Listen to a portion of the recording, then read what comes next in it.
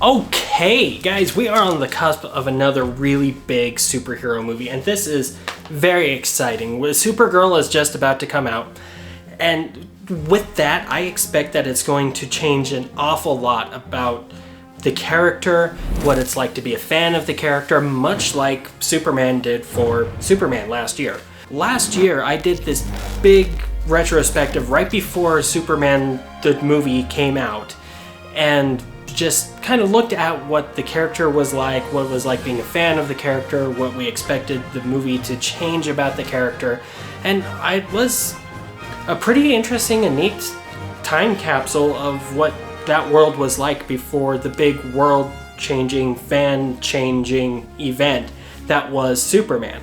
And Supergirl is doing some really interesting stuff too, so I wanted to go ahead and take a moment here to just kind of give like a state of the Supergirl union, and just take a look at what it's like being a Supergirl fan and how that's changing as time goes on. First, we're going to talk a little bit about Supergirl's reputation as a character. How is she perceived by the general public? What do people think of this character? And then we're going to talk a little bit about the state of the fandom. What does it mean to be a fan of Supergirl right now? What does that look like?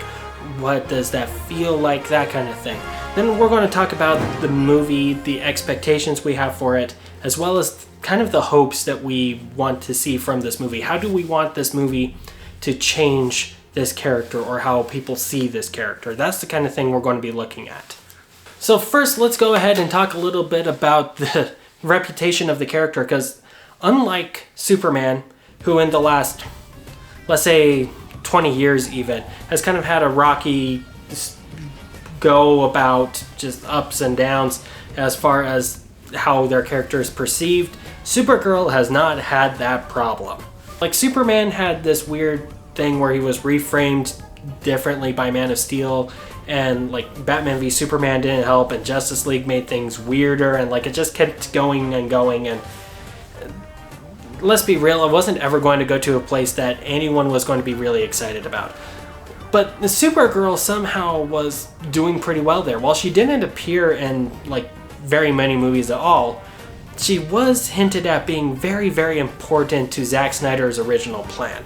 There was a comic book tie-in released for Man of Steel that talks about these explorers that were going around, and ultimately how the spaceship that Clark found in that movie, where that came from. Turns out that was Supergirl's ship. That was Kara Zor-El. There were a lot of ups and downs and doubts about the Flash movie, and by the time it released, I'm pretty sure the prevailing feeling, or at least my prevailing theory, was that it was just not something I cared to see.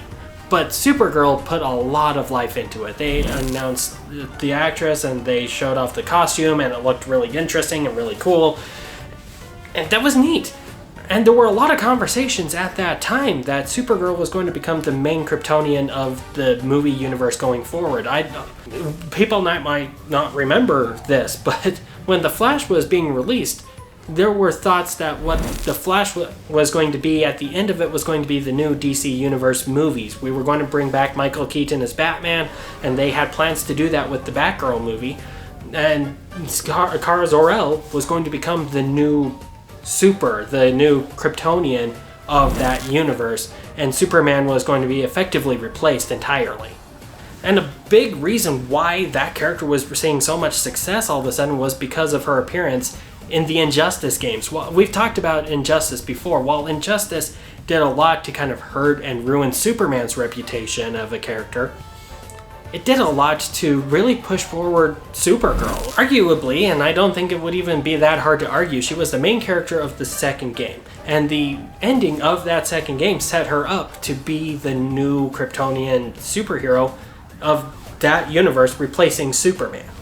And then you had the TV show, which was easily the third pillar in the Arrowverse CW style superhero dramas that were being released. All of that combined meant that Supergirl was in a really healthy place for the last at least 10 years leading up to this movie, which is a very different place than what Superman has been. But that's the state of the character, it changed how the character is perceived, because now we know that Supergirl is a character that can stand on her own and hold down a project by herself, be it a TV show, a video game, whatever, And she's really good at being a supporting character to the other characters that are related, you know, the Superman or the Justice League or sometimes Teen Titans, you know, like she's able to do that just fine. Now, while Supergirl is doing really, really well as far as a character that can be well portrayed in almost anything and is positively portrayed in almost anything she's in, I've noticed that the state of being a fan of Supergirl is kind of different. Because while there's all these good projects happening with Supergirl in them, there's not a whole lot of iconic stuff that is being put into the fandom to chew on. For instance, the Supergirl show, so much of that was taking iconic Superman stories and replacing Clark with Kara, and that's basically all they did. They did a version of For the Man Who Has Everything, they did a version of Red Sun. Supergirl was very regularly just taking Superman stories. So it's not like she was adding anything to her own conversation. She was just taking away from someone else's. And then we have this same problem with her portrayal in The Flash. The movie was basically just Flashpoint, and they took Superman's role from Flashpoint and gave it to Supergirl. That's like all that really changed and all really was different about it. And I've noticed the same thing with the build-up to this movie. There's not a whole lot of conversation of the character's legacy as a whole, like it was with Superman. When Superman was getting released, they did a whole bunch of re-releases of other books. They had like a whole Summer of Superman thing where they had a celebration of the comics, and then they had a second thing where it was a celebration of the movie, re-releasing lots of old comics, but it wasn't very deep. That's something I noticed. It was very much like base level, here's a whole bunch of stuff, pick which one you like, and you can go deeper from there. With Supergirl, I've only seen like 2 books really get pushed, and it's her first appearance, which, if we're being real, isn't all that interesting. She just exists and she gives her origin story, and that's it. Like, that's all that happens. The other one is Woman of Tomorrow, which the movie is heavily basing itself off of, which is a whole other piece of interesting. Holy cow, like, comic book movies are never that close to the source material. That's another conversation. Woman of Tomorrow, very popular, people like it. And that's where most of the conversation is kind of starting and ending, is with that one story. It's not like it was with Superman, where it's a little bit of a whole bunch of stories. It's a lot of just one. And I think a big part of that is because there's just not that much iconic material that was really getting pushed forward.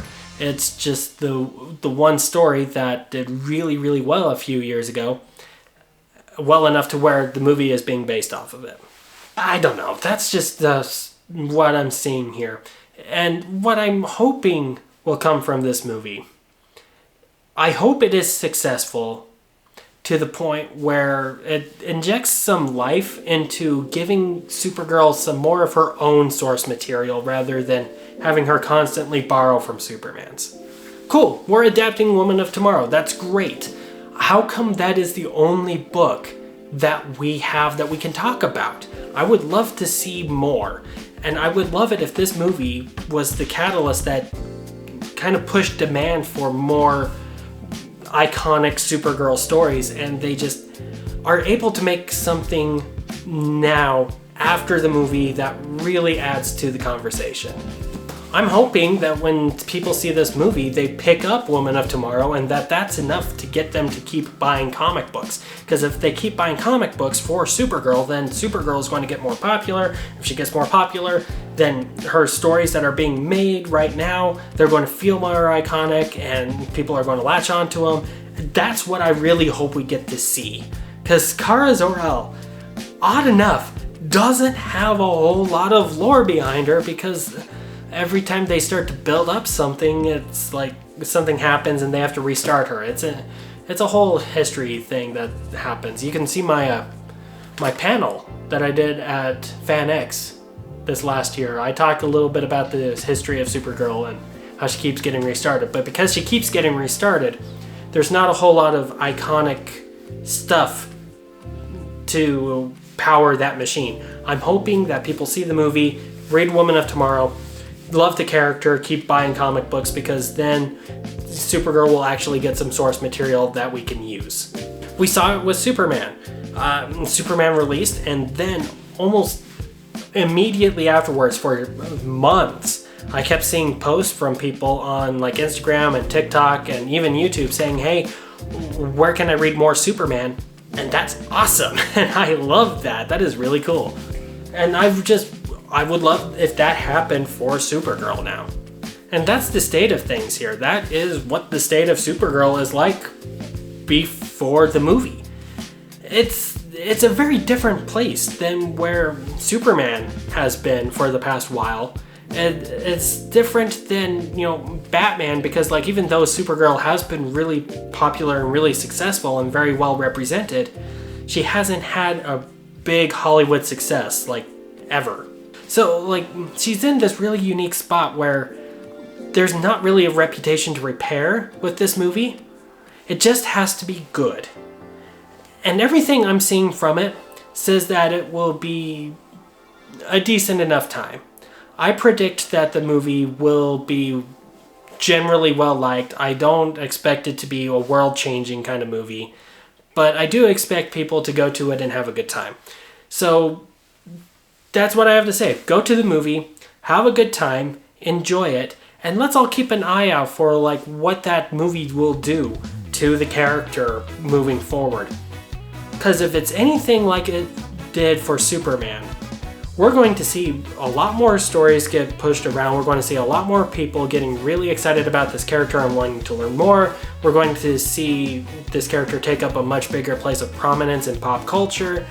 And there's going to be a lot of conversations about how she should be teaming up with the Batman, and we're never going to see that. Blah. I don't know. There's a lot that could happen. I'm excited to see it. I hope you're excited to see it too. Go ahead and put your theories on what's going to happen after this movie in the comments below. And until next time, thank you for joining me. Have a great day, and remember to always be your best self.